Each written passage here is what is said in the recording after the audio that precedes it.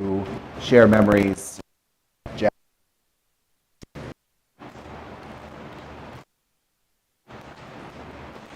So how would we describe the person that we are? And I for some to put into words or put in what best would describe Jack.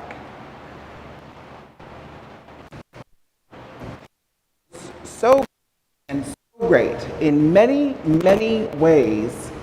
And so we'll see how this goes. So we are here to honor and remember this person. He grew up in Missouri, and he would not let us ever forget of his proud Midwest roots. He came to Gallaudet as a young student.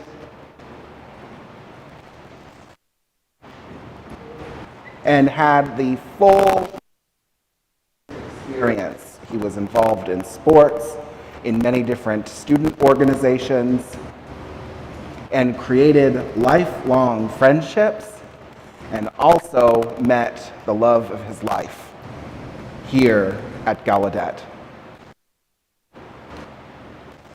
After graduating in 1959, he got a job in Nebraska. And it was there that he helped to establish a Gallaudet University Alumni Association chapter there in Nebraska named NEB-OA. And that's, I looked in our chapter and files. I was looking in our chapter files and realized that he had already been involved in Nebraska and was later able to convince him to come in 1968 to be the inaugural director of the alumni, of Alumni Relations. And he was also the executive secretary of the Gallaudet University Alumni Association at that time as well.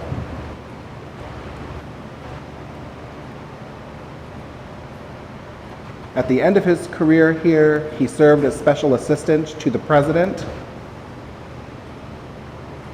and retired to a farm in Maryland. And there's some interesting history as well. I always enjoyed going and would ask his wife what was going on, and she would explain everything that was going on around the farm. He wrote 5 books. And again, the name of that person is Jack R. Gannon. Class of 1959 and honorary 1988. And the reason I add those is because he was such a proud alum of Gallaudet.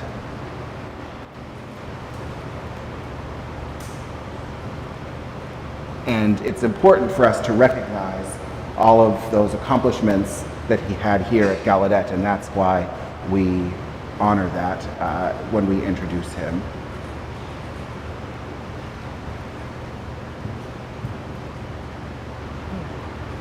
Any correspondence? And any correspondence that he would send.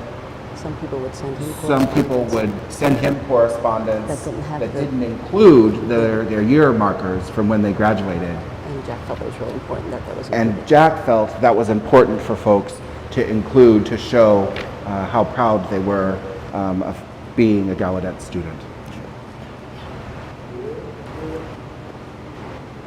Many of us have many memories and stories to share.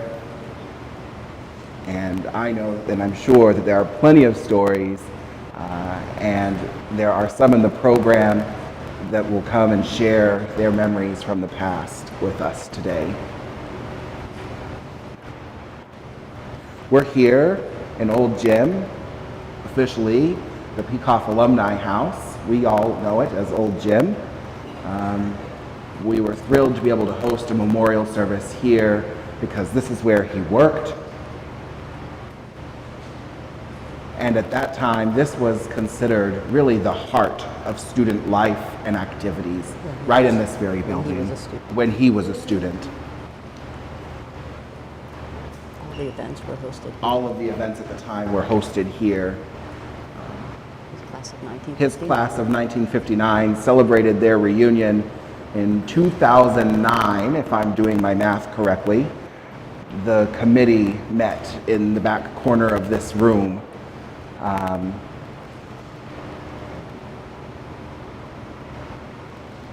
And he was a very proud alum and proud of all of his classmates as well. I won't say it's the best class, but I won't say it's I won't say it's the best class, but you know.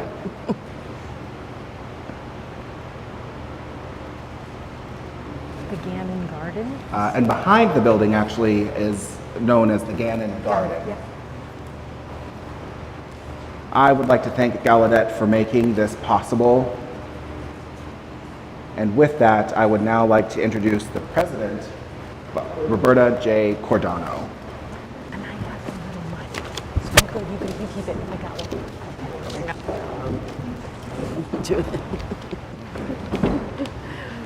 It's so weird, like completely like different names. It's so strange.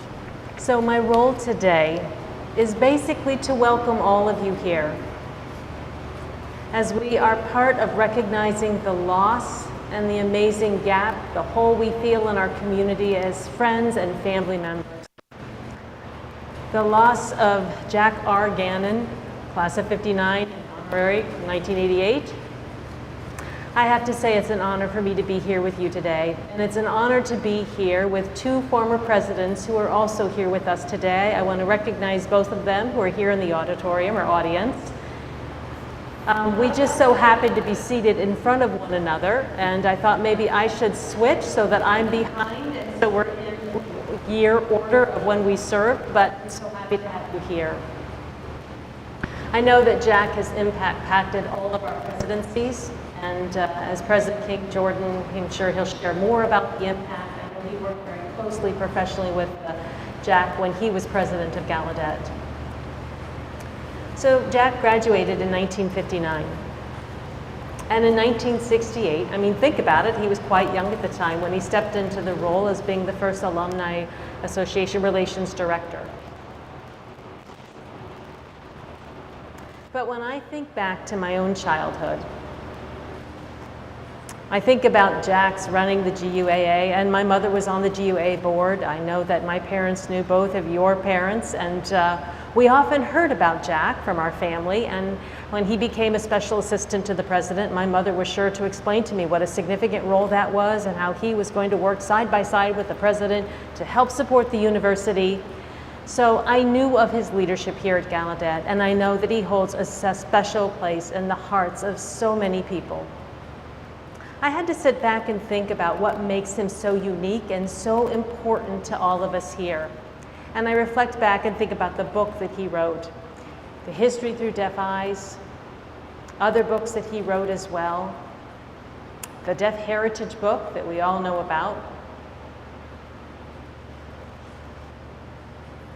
and the DPN story, the story that he wrote about the events around that time.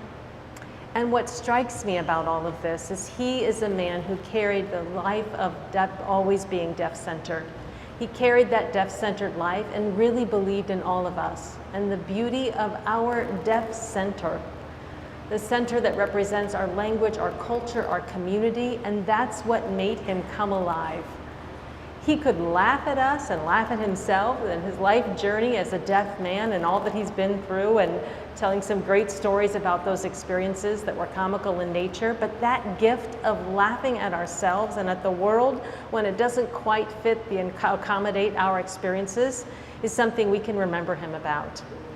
If we think about the world and how we live and how we tell our stories about who we are and how we interact with the world and how we live with families, communities both made up of deaf and hearing people, this man was not afraid to share the stories of the world, and that's remarkable to me. He's someone who I think we all can look up to and hold dearly in our heart. And I want to take a moment as president of Gallaudet to recognize his family who's here with us today. I want to recognize that you are not alone in experiencing this loss, this major hole, or this gap that's left. This was a very big footprint in our community that he created, and we all look to that footprint and will always recognize it from times going forward, recognizing he's no longer with us, but we will build around that footprint and continue to just expand upon the work that he's begun. Our members of our community are with you. We're brokenhearted because of missing his physical presence as we will. But we know he's still here. We recognize that his spirit is alive and well and will always remain with us. He has not left by any means. And let's remember the legacy that he has left, his spirit, his writing, his thinking, and his deep love and appreciation for all that we are, his love for this great institution called Gallaudet University. And let's carry on forward his legacy. Thank you.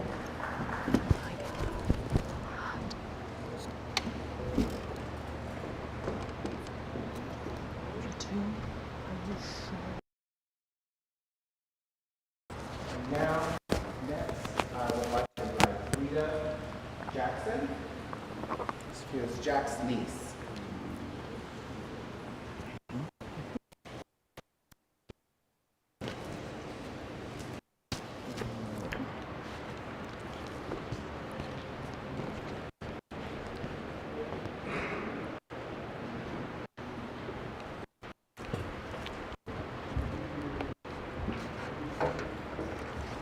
Good afternoon.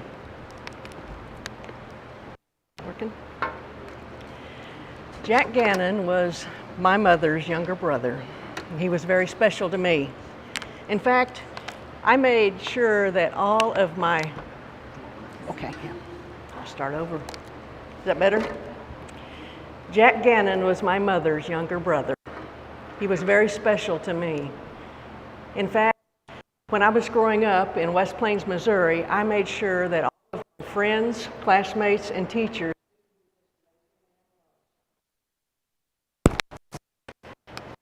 I have many precious memories of him.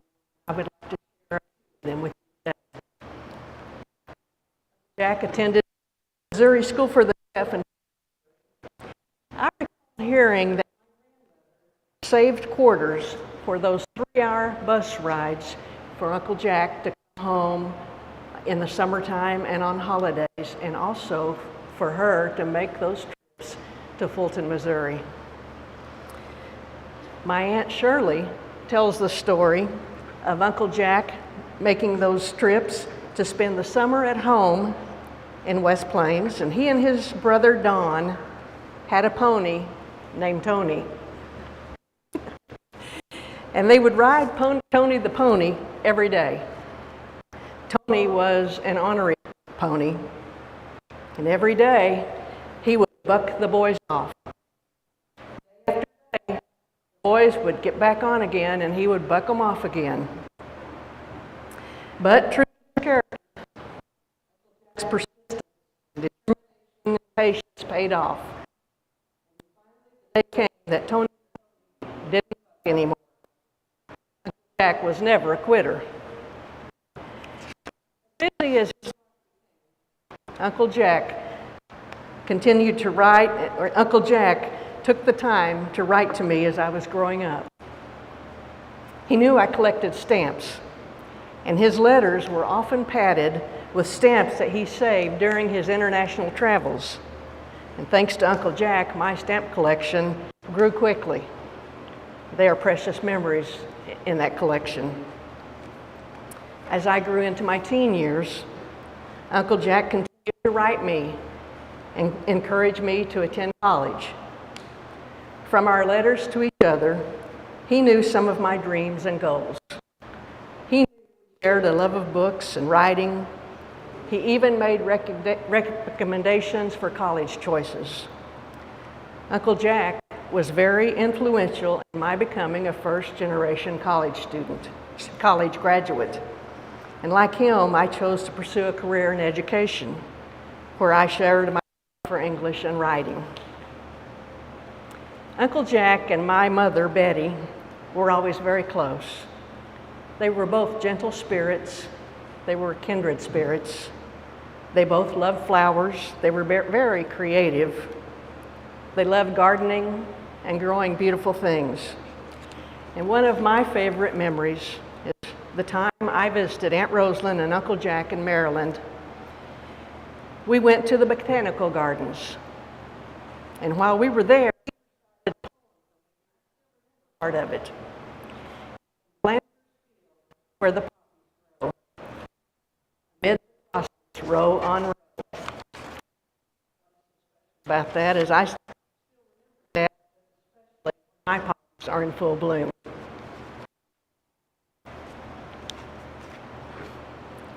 As an adult, when I would visit Jack, I would often leave a surprise behind for him, a book that was special to me for one reason or another. And one of those books was Tuesdays with Maury. If you haven't read that one, I recommend you do. Uncle Jack and I enjoyed it very much. Uncle Jack was an influence in my life, as you can see. He encouraged me. He supported my ideas. He gave me the nudge that we sometimes need to pursue our dreams. Despite the challenges that Uncle Jack had encountered in his lifetime, he persevered. He was steadfast. He didn't settle for mediocrity. He set an example for me. He was an example for many. He set the bar high for himself and as a goal for others. In fact, he chinned that bar time after time after time. And as adults, may we never underestimate the influence that we can have in the life of another person, especially a young person. May we see the importance of that opportunity and responsibility. And perhaps we too can be an Uncle Jack to someone. I'll miss him. God bless you.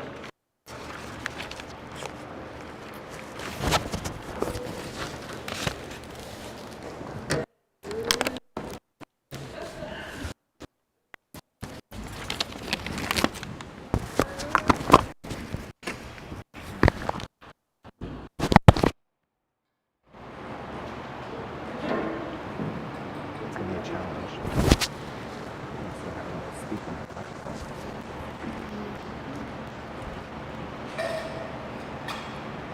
Next, we would like to call to the stage Dr. Ikeen Jordan, class of 1970.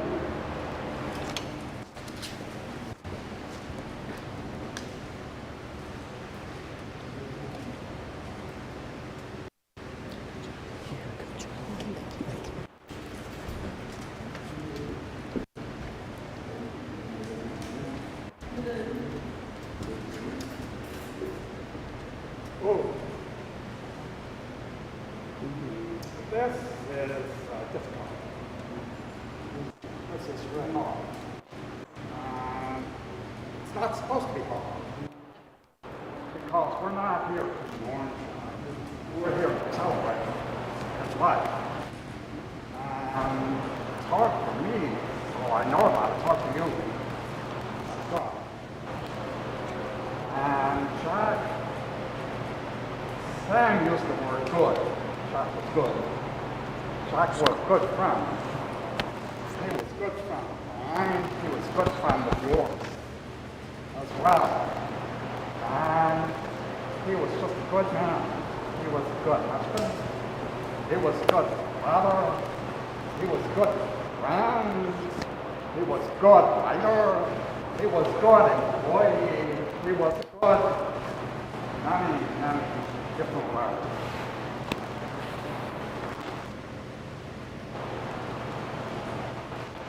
It's important for us to remember that word good because it really fits with who Jack was.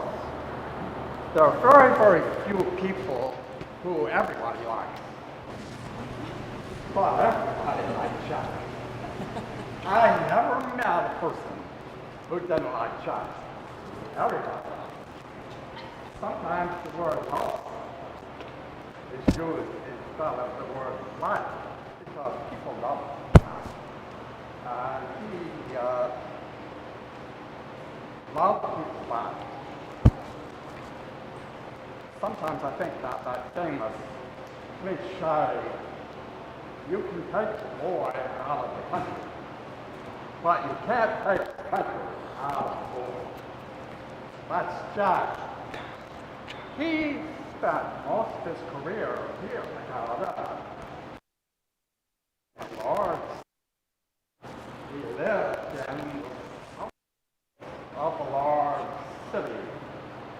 But inside, he was 100% Missouri. He was a farm boy who happened to live in the city. He told me once that his ultimate goal was to retire and farm. That was his goal. He knew he wanted to buy a farm and retire on a farm. He even told me the name that he would give to his farm. Tempted to be content. And you know he succeeded. He did retire, and he did buy that farm, and I suppose in many ways he was content. But he was never a gentleman farmer. No. He worked hard on that farm. Ross worked hard on that farm.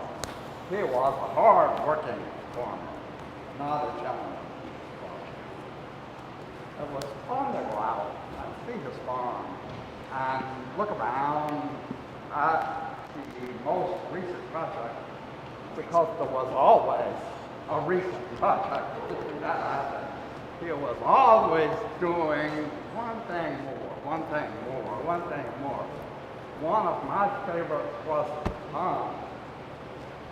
He built a big pond, big enough that it had a big island in the middle.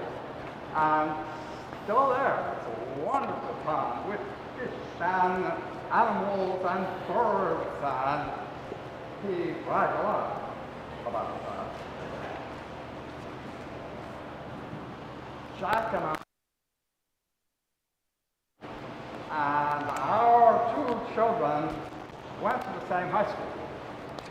So our son King and Jack and Rosalind's son Jeff, and our daughter Heidi and Jack and Rosalind's daughter Christine all went to the same high school. So sometimes Jack and I talk about what's going to happen down the road when our children grow up and move. And that's when he would start to talk about his farm. And we both were very proud of our children. I'm very happy to see them grow up and move and become successful adults. I first met Jack when he came back in 1968. I was newly deaf and God. I was a student, a new signer. And my sign language skills in 1968 were weak, especially my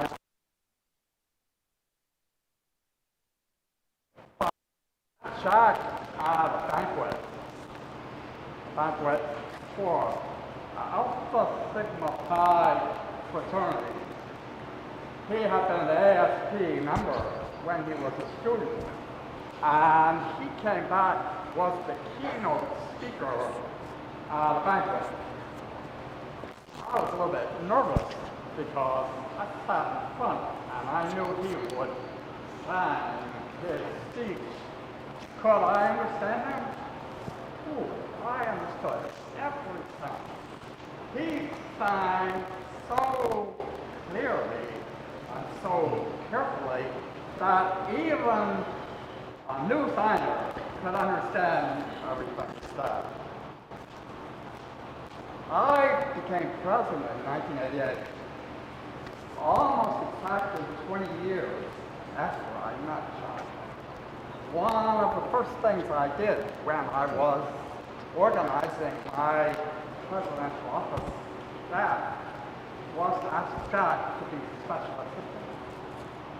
He was a very specialist. He and I talked about our first meeting and that speech that he gave. The title of his speech, "The Torch is Yours." And the idea of the speech was a challenge to us young people to take that torch and go out and lead. And I remember that very strongly 20 years after his speech. So one day, he and I were in my office together, just the two of us, shortly after I became president. And I said, "Jack, you know, the torch is a..." And he laughed, that Jack Gannon laugh. You know, that unique Jack Gannon laugh. And then he reached out and shook my hand very, very firmly. And now, Austin, Jeff, Christine, that torch is yours. Thank you.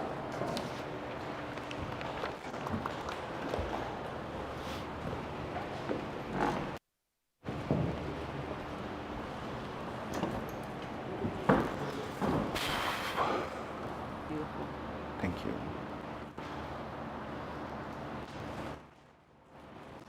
Yeah. We'll talk after.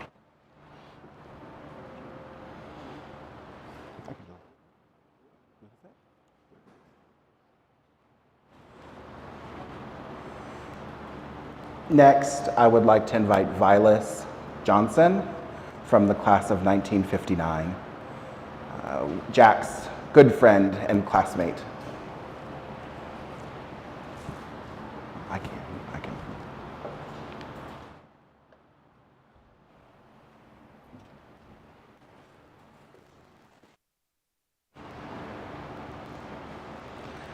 Good afternoon, everybody. Family of Jack's, President Cordano, former Presidents King Jordan and Davila, and friends of Jack's. I met Jack for the first time here at Gallaudet. He had a crew cut haircut and was a popular World War II, it was a popular World War II haircut. He had taken the train to Washington, D.C. and arrived in the morning, probably around 4 o'clock, which was way too early to be coming to Gallaudet. So he went ahead and slept on a bench, and the police left him alone. But the officer's duty was over at 6 o'clock in the morning. He woke up Jack and gave him a ride to Gallaudet's campus. Luckily, he didn't get any ticket or anything for sleeping there on the bench from the police.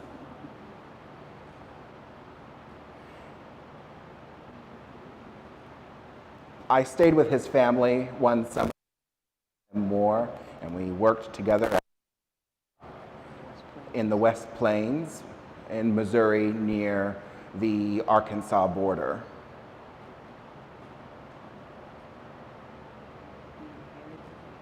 Jack had inherited his personality from his mother. Both of them patient and very good listeners. His father was a workaholic, and he definitely got his that trait from his father.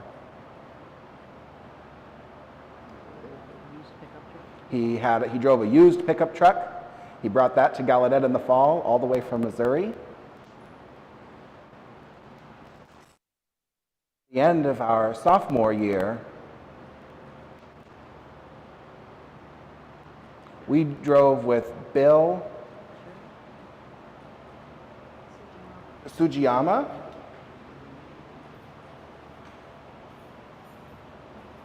And the route that we took to drive back was the Arkansas Highway,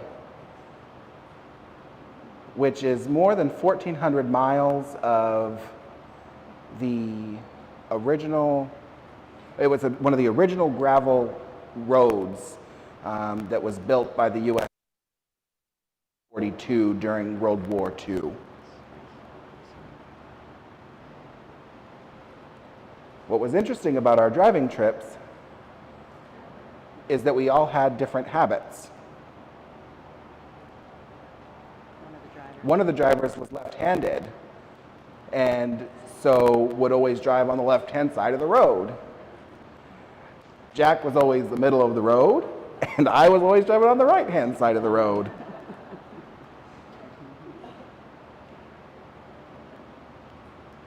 Oh, and going around curves on the road was quite scary. We had to figure out a way, or how I could calm myself and know that when we were driving around the curve, I needed to be able to close my eyes so I didn't have to see what was going on.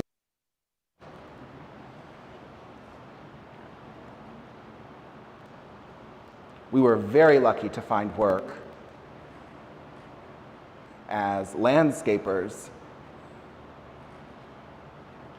at the campus of the University of Alaska.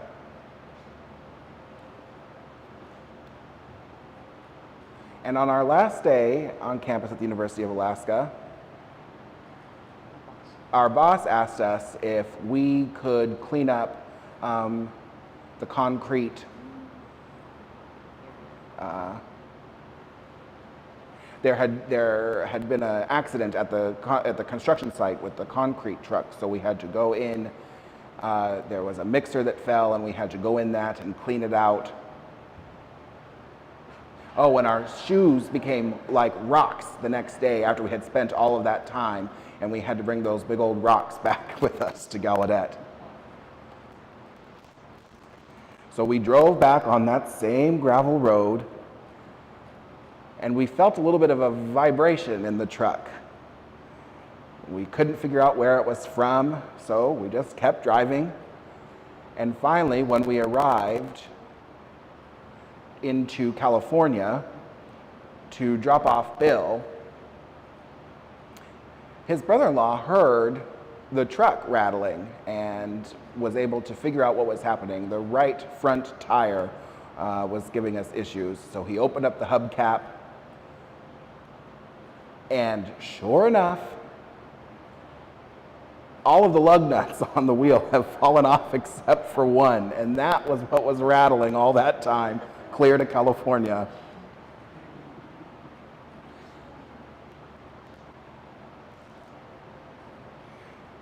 At that time, Gallaudet's enrollment was so small. We knew everyone on campus. However, some people would ignore us. We'd say hello, we'd say good morning.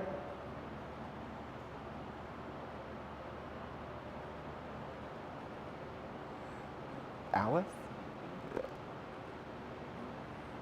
So somebody thought, well, what? They would just start giving us a thumbs up when we would greet them, and sure enough, most people would respond and they say, oh, hello, hello. So instead of saying good morning or people not understanding, or we thought maybe they're not paying attention to us, rather than saying good afternoon, we would just give them a thumbs up. And that was one of his ways to greet people. And he started that. Now, come our junior year, Jack and I were asked to join an ASL research program with William Stokey. Oh, I forget.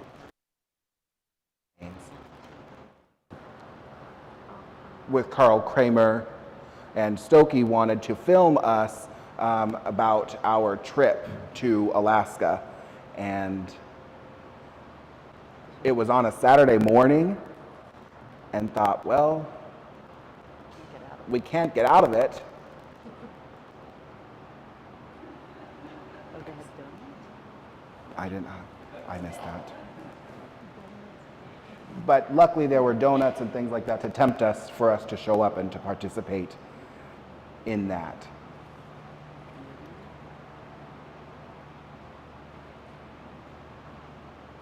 And then later, he was on the committee to develop the Americans with Disabilities Act, the ADA, under the administration of President George W. Bush, and was able to get that sent to Congress.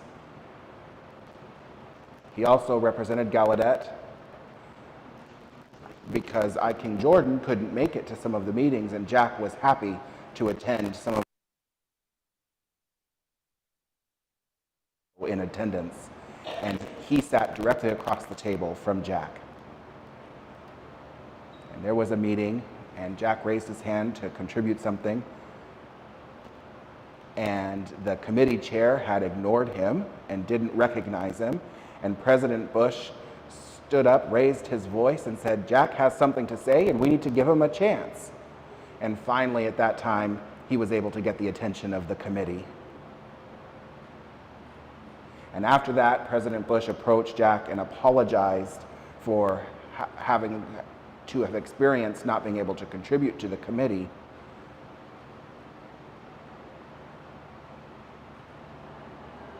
Very often he would see Bush And I King so very often he would see Presidents Bush and I. King Jordan running together. They were both avid runners, so he was asked by President Bush to give his greetings to I. King Jordan.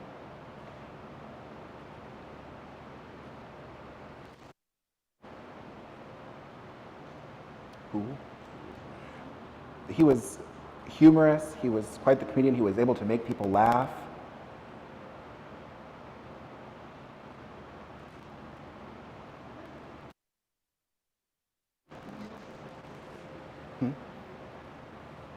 He was, I missed it again.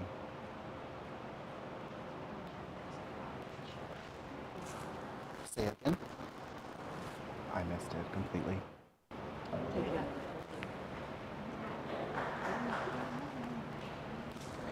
Completely. I was just like,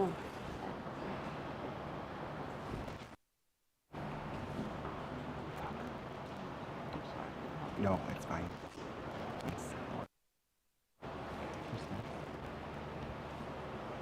Next, I would like to ask Jeff Gannon, Jack's son, to come to the stage.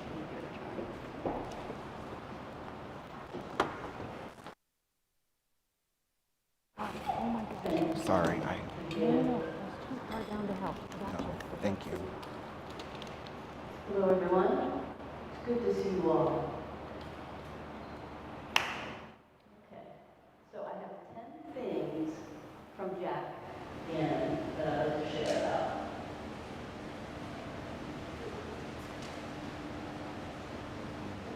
Number 1, index. Okay, so Jack always had an index card in his pocket, right?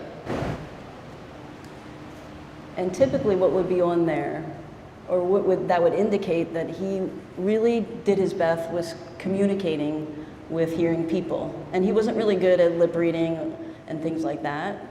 So, and he wasn't shy at all. He would go very gregariously to hearing people and use that index card to write back and forth with them. He would have a pen as well, like I do, in his pocket. And, oh, hi, good to see you. And with his dress shirt, like this, as time went on, there was always a pen there. And of course, the pen would leak, and there would be a spot of ink on that shirt. Now he would have a collar. Often the collars would be cut off, as well as the arm of the shirt, because remember, he was a farmer at that time, so he had to play the part with his clothes. Okay, number 2 on the list. He liked to play the lion, right? He was the father lion with his little cub children, and he would wrestle with his children like the lion, and we would laugh. Regardless if we were crying or laughing, he would still get us. So that was a number 2 remembrance there. Now, number 3 on the list. When we had an oak tree where there were trees and birds in the tree, and that tree grew to be a very big tree. And now it provides shade on part of our land, which blocks the sun. And Jack always felt like we would never tear down that tree, but he got his son to come over and try to take the tree out. So we did a lot of digging with a shovel to try to replace and move this tree. And we wrestled with this tree. We really did. We had the branches and all of its roots. It was a huge tree. So Jack that morning got up early, put the tree in his truck, and brought it to the farm. And now we still have that tree, which is growing on the farm because he was able to bring it over like he did. That was important to him. Number 4. Now, at the end of Jack's life, he would sit outside in the sun's warmth. And he would watch the same son that he recruited to dig up that tree and move it to the farm. He would sit and watch his son and enjoy his son, who now works on the farm. And he works on the farm because of Jack. He followed the lessons learned that his father taught him.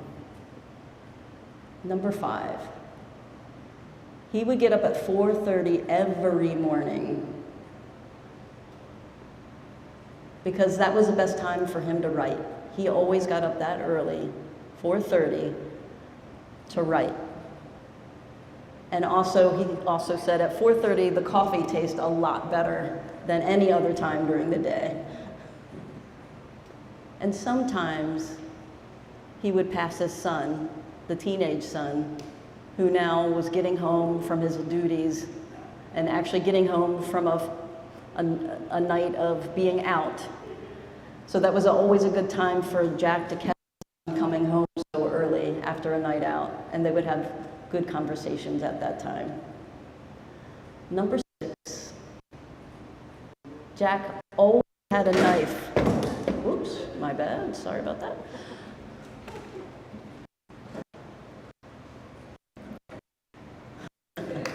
Funny. So number 6 again, Jack would always carry a knife in his right-hand pocket, like I do today.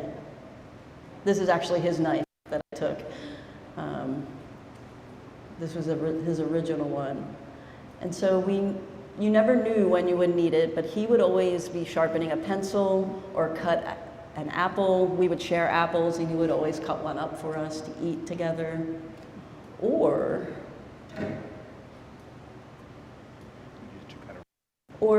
often he would take out a rope and cut ropes. So again, if you're getting up so early, and one time he got up so early in the morning that he and his son drove the Gallaudet, early in the morning, before the sun was even in the air. You could not see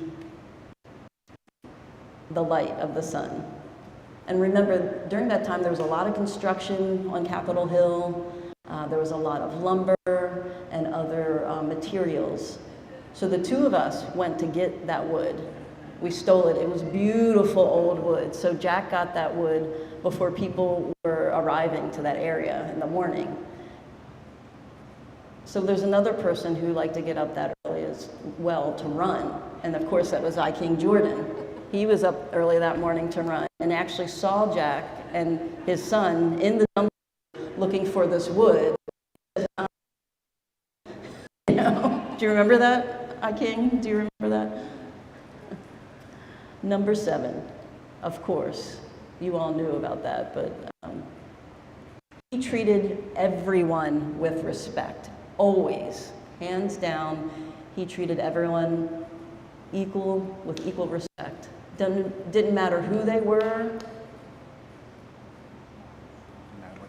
no matter what their status was, he always treated everyone with respect. Number 8, don't forget where he was from. And he never forgot where he was from. He was always proud of himself, always. And I am always proud of him. And he was always proud of his hillbilly roots. I'm proud of it, and he was as well. He even, when he was born, there was no running water. And he was really proud that at a certain point that he actually did have running water. Number 9, he found and followed his purpose in life. And his job, again, this is his words again, but his word left the world a better place. And number 10, life is amazing. Life is beautiful. And to not take it for granted. And at the very end, Jack and I, we always, he had a heart full of gratitude, always. And he wanted to make sure to tell people in his life that he loved them. And again, his words again. I am glad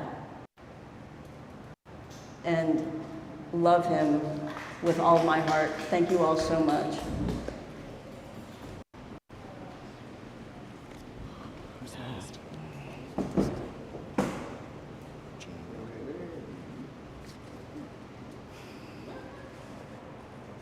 Jeff is definitely Jack's son, no questions. Next, I would like to invite Jean Virgie, a close family friend.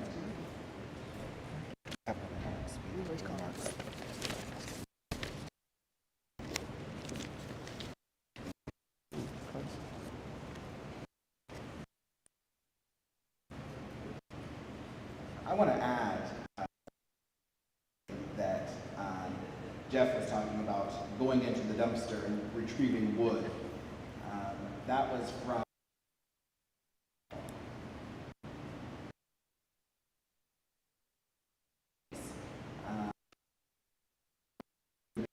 small trees to give for people, but there's another story related to the wood as well. And Jack, I don't know how many of you knew, but he was involved with the Gallaudet mace. And every year at graduation, that is carried by the faculty in the procession.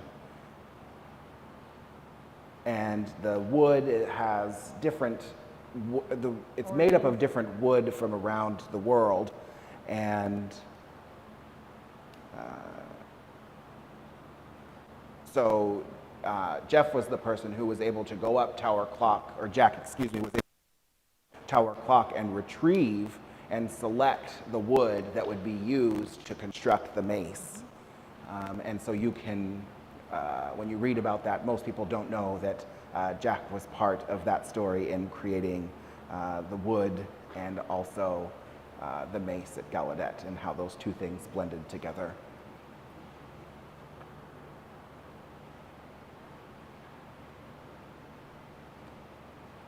Jack had many, many honors, many, many publications, whether it was for deaf studies or cultural advocacy. People looked up to and revered his leadership. Also, it's documented in deaf history that he had an impact on deaf people all over, and that was his mission, was to follow that, and many people want to follow his work as well. He might have been a little bit stubborn.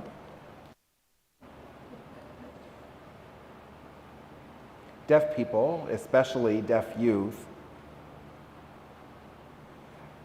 Jack often would hold up a mirror and show the beauty in the individual and the deaf community. They could see themselves there and the beauty of all of that. Not only for deaf children, but Jack also worked hard to help hearing people to understand what it meant to be deaf.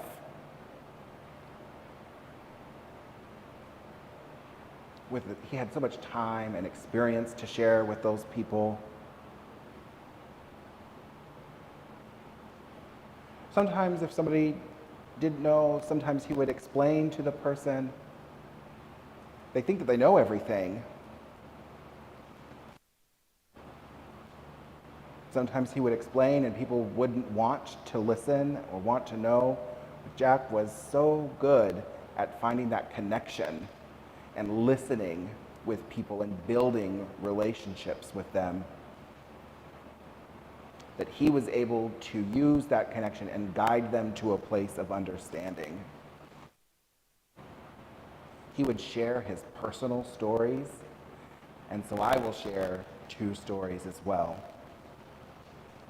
One of them was at the World Federation of the Deaf in 1971. I hadn't met Jack yet, but I knew and heard about him. He, at that time, again from 1961 to 1971, was a newer organization. It was founded in 1961, and so they were identifying presenters to present, and they had selected many hearing folks. When the board asked Garrettson to serve on the board, and at WFD, they had received a call for proposals for presenters, and the board asked Merv to give maybe 3 names of good, highly qualified presenters. And they said, okay, we can do that. So Merv put down 3 names. Will they support deaf people? And they thought, oh yes, they're very supportive of deaf people. He had never told everybody that the presenters themselves were deaf. Jack was one of those 3 presenters. He arrived at the conference, and Merv introduced the 3 of them, and the board was upset. They thought, oh, they're all deaf? I mean, they were hearing professionals. They were all going to get up and walk out of the conference because there's going to be 3 deaf presenters. And when Jack talked about that, he talked about language and learning language and sign language. He was a deaf educator. And so those were concepts that he was pushing and really planting the seeds to help deaf people all over the world. The second story, it was a more recent story. It was at an exhibition called History Through Deaf Eyes. Jack had served as a curator. He was involved with everything from start to finish. There was a large advisory group. And many people started to squabble and disagree. There was lots of controversy within the group about people were signing very angrily, people were yelling. There were many different ideas about what should be included in the exhibition. One person felt strongly that it should be a bifurcated exhibition with half signing and half oral spaces. When the group went back home, they started to publicize nationwide, asking for people to send in letters to the museum, which was the Smithsonian, and they were asked to either change the exhibition or to completely cancel it. There were over 275 letters that were sent to the museum and to Congress as well.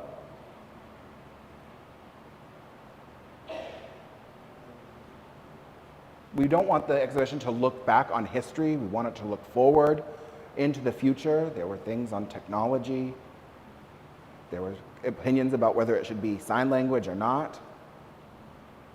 And Jack, as curator, felt that the content that should be included wasn't included, and that it was limited space, and could we fit everything into that space. So we wanted to figure out how we would tell that story, and it's not easy. But he had determined that the exhibition would be about deaf culture, the community, and the language. And he never wavered from that. I was always impressed by how he was able to argue for that concept. And it was hard because at that time, our collaboration with the Smithsonian was deteriorating. And they said, you have to go and use the money, but you can't use the name, and you would have to go and select all of the items that you wanted to curate into the exhibition and then show it to us, and we would determine what would make the exhibition. And Jack was able to make all of that happen. That exhibition toured to over 12 different cities, Rosalind, and went, I think, to almost all of them, and Jack went to almost all of them. There was 400,000 people in total, or more than that, who saw the exhibition. There were no protesters.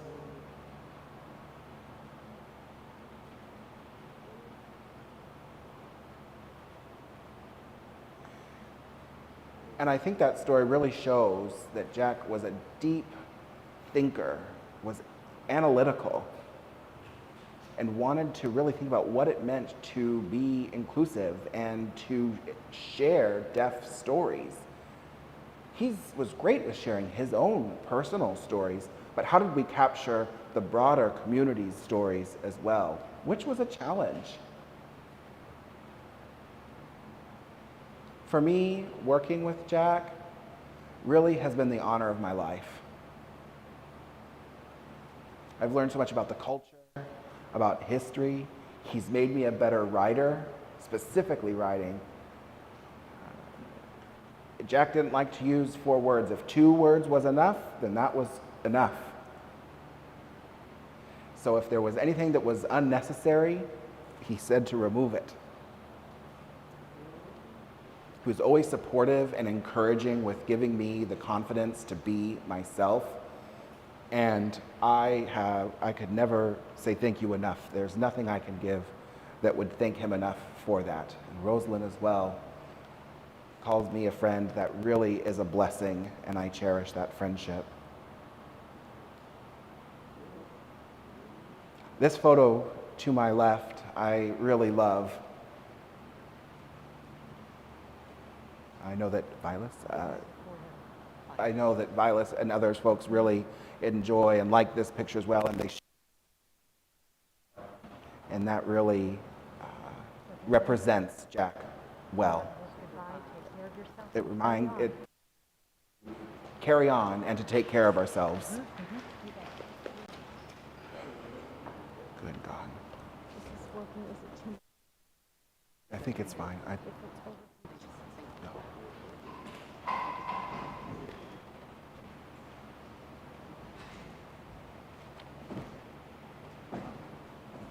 And next, I would like to invite Rosella, Jack's grandson.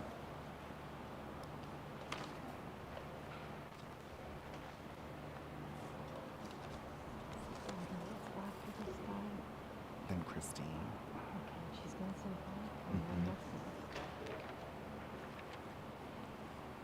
There's a video from WFD.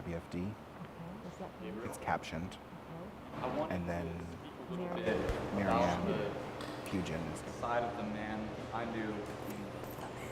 Jack was an amazing grandfather.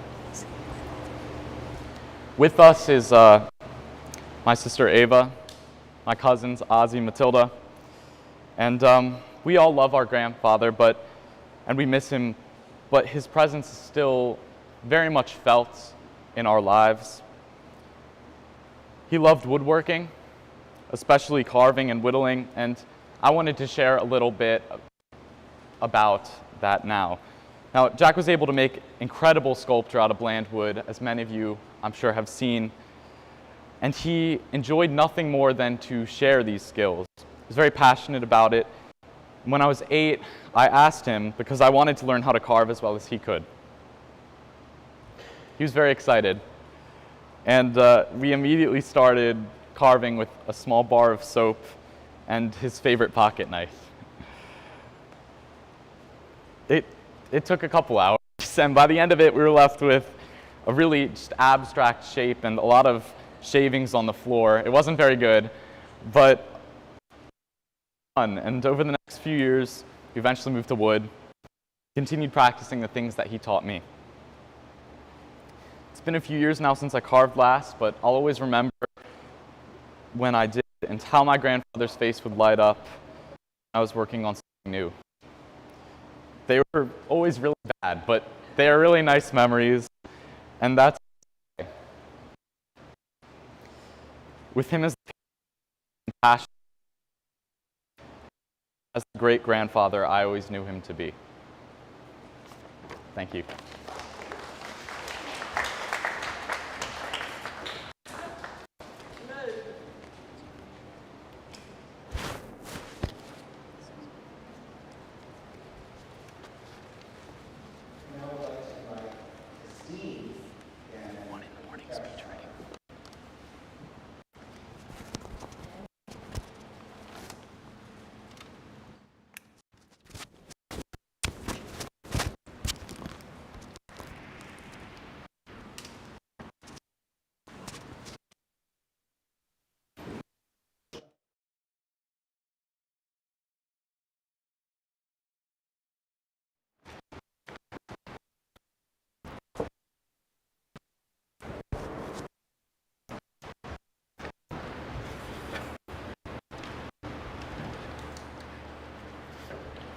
So before I start, I want to just acknowledge that I was raised Simcoming. And because I want my family who's hearing and my family who's deaf to be able to understand me, I asked the interpreter to parallel ASL for me. Also want to say that red was my dad's favorite color. So you'll notice that my family's wearing red. Some of us has a little more hidden than others, but after my father died, I wore red for a week. I don't have a lot of red, so it was really a little bit of a stretch, but one of my goals is to wear red every year on my dad's birthday and on the day that he died to honor him. All right. There's been so many beautiful stories shared here today, and I thank you for that. And it's hard to kind of go at the end, taking that turn. My family is blessed that my father was so well loved. I've learned from his passing how he connected with people in so many different ways. And for me, the most important role was for him as my father. When I was growing up, my father often would bring my brother and I to Gallaudet. And for us, it became a second home. It was here where I saw my father get angry. Didn't happen very often, but it was in Chapel Hall the day that I decided to curse at my brother. Do you remember that? Do you remember?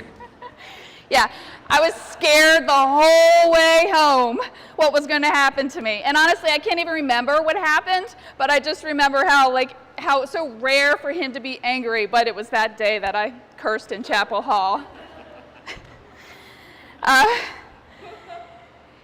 As many of you have mentioned, my father was a strong gardener. And back in those days, Gallaudet had our own gardeners. And every time he would see them replacing, often they would throw out the old plants. And my father would hover and collect them and bring them home. So I bet you if you go to the farm, my mom can kind of name some of the plants, because the plants went to Silver Spring and they went to the farm, and they're still, some of them are still there. Am I right? Still? Yeah. He loved his flowers, he loved his trees, and one of his favorite places other than the farm was Brookside Gardens. And we would often go and stroll around Brookside Gardens, and there we saw the butterfly garden, and it would land on his favorite red hat, because the butterflies love that red, and they would stay there. As a kid, my father also taught me to carve with soap. I also was not very good. I still have the fish that I carved. And we would spend a lot of time in his workshop. As my brother mentioned, he always got up very early, which was fine in general until we became teenagers. And then he would get up very early in the morning. Now, he remembered what sound sounded like. He remembered, and he remembered how loud things were. But it didn't matter when he wanted to use that saw at like 7 o'clock in the morning on a Saturday morning. So we had to set up rules about when he was allowed to use his saw on Saturday mornings.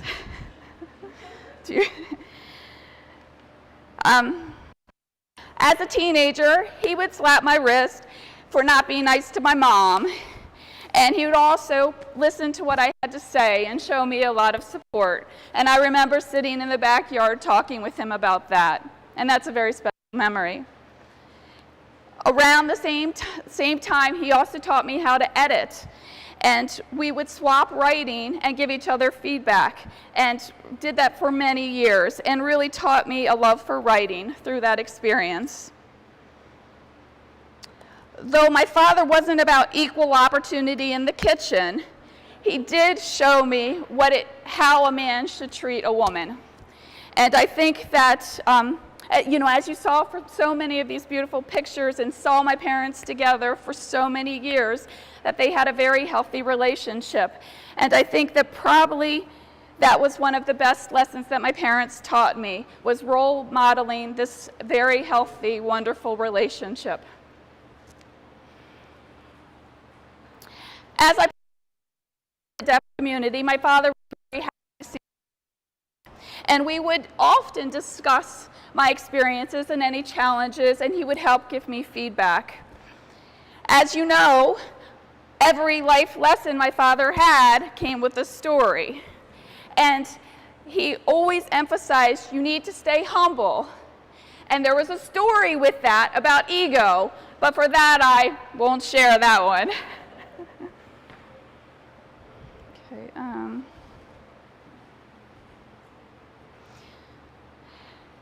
After my father died, a lot of people told stories, and I could really see how my father shaped and influenced my brother and I.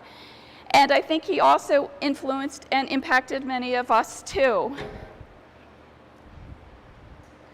And I think that through his passing, carrying that spirit, as you mentioned, but also carrying those life lessons, carrying that torch, and carrying my father in us helps us to maintain our memory of him.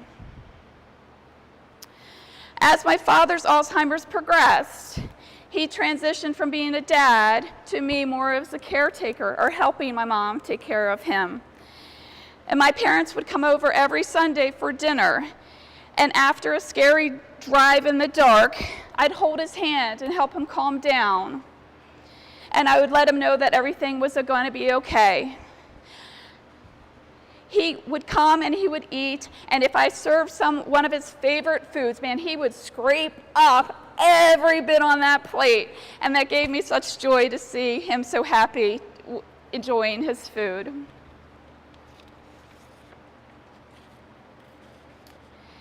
It was hard seeing him forget my name, or seeing him forget my relationship with him. But I knew that he never forgot our connection, because every time he would see me, he would have a great big Gannon smile, and I knew that it didn't matter if he remembered all of that, that connection was still there. And as he progressed with the Alzheimer's, I like to kind of look at it that his mind was so beautiful and so brilliant, and it had served him well for so long that I wanted to celebrate that rather than looking at it in a different way. I used to say that my father was on his second set of 9 lives. He was a show of medical advancements. Despite having diabetes for almost 40 years, a heart attack, a hip break, and many other ailments, he was a great patient, and it was the partnership with my mom and the partnership with his medical providers that helped keep him healthy for so long. And I've been very grateful for that. Before I close, I really want to thank the Gallaudet community for being a home for my father. I've always seen his deafness as a blessing. His being deaf provided him opportunities he never would have had if he was not deaf.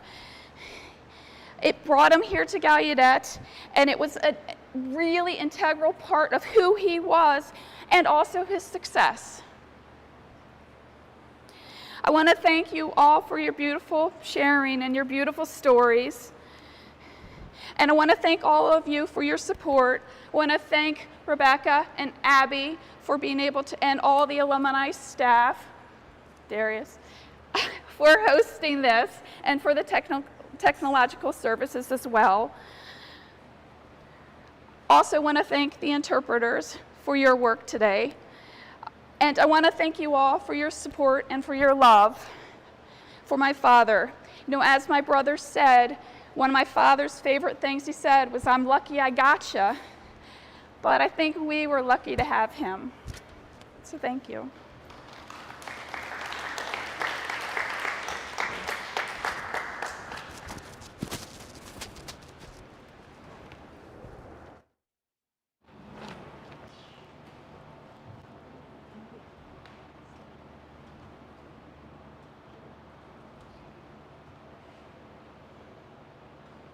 Christine, thank you for sharing that, really. Next is Joseph Murray from the class of 2000, who is representing the World Federation of the Deaf in this video message.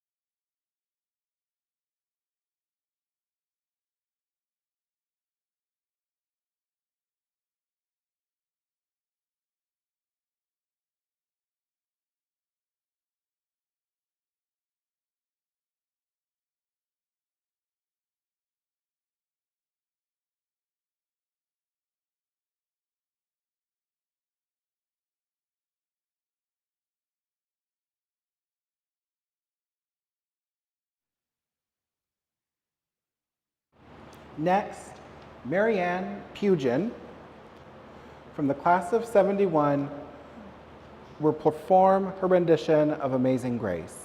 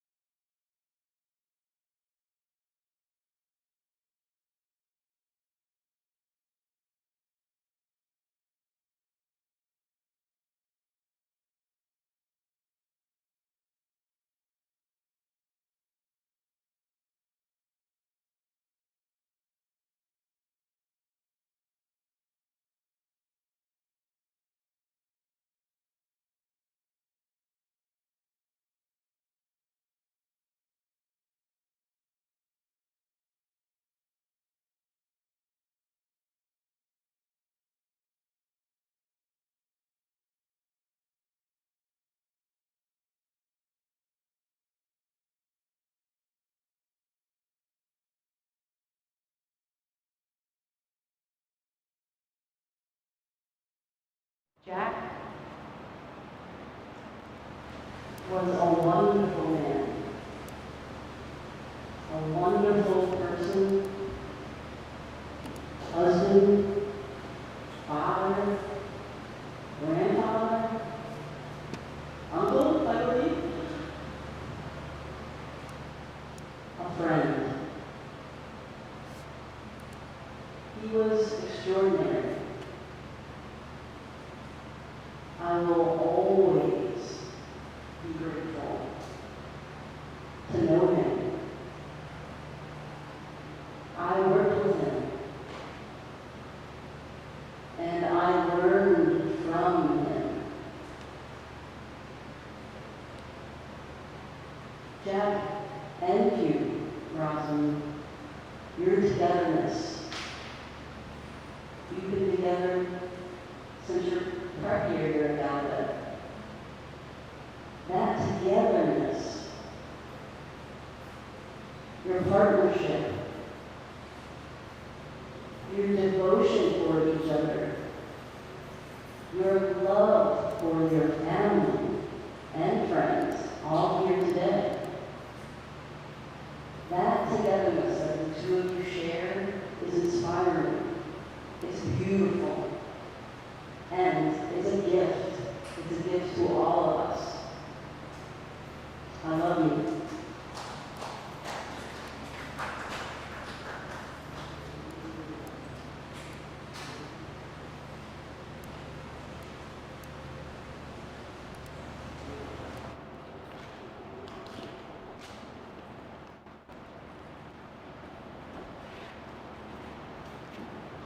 Thank you.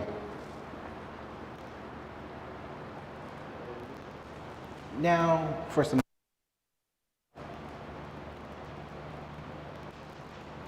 When Jack passed, the University Communications contacted me to write a short statement about Jack. And so I sent it to them.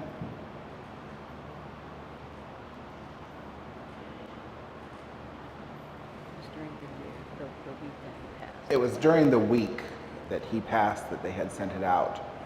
Jack Gannon from the class of 1959.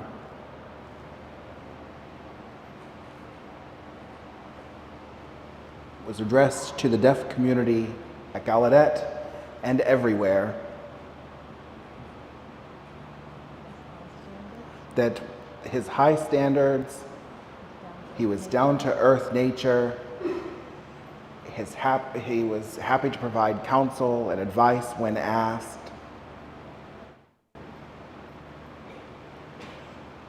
When I moved to work here in the year 2002, I saw a lot of his fingerprints all over in the offices, in the different programs. Rosalind knows as well. We tried to replicate the love and respect throughout the university and throughout our alumni and the work that he has done. I really miss chatting with him about anything. We could see the love that both Jack and Rosalind had for their family and for their dogs.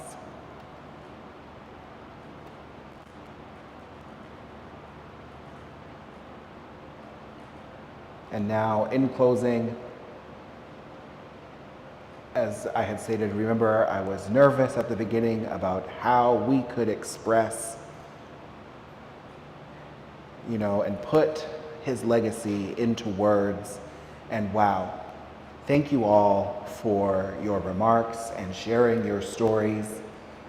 I hope that these stories about Jack have been able to give us a smile and to teach us some about humility. I always love hearing stories, and there was always a twinkle in his eye, and that is my lasting memory of him. I would like to recognize and thank the Office of the President, the Office of Alumni Relations, Robert Weinstock from the class of 77, for making this happen. There are so many names here in the program that it would have been impossible to put on without you. Thank you all for being part of this moment. You all are welcome to join us for a reception at the Gallaudet Museum, the National Deaf Museum, which is located in Chapel Hall. Again, I think that that's a perfect place to host our reception. Jack used to work there, and students use that place a lot. And Jack also, I think the family were strong supporters of the museum. So again, thank you all very much. Thank you.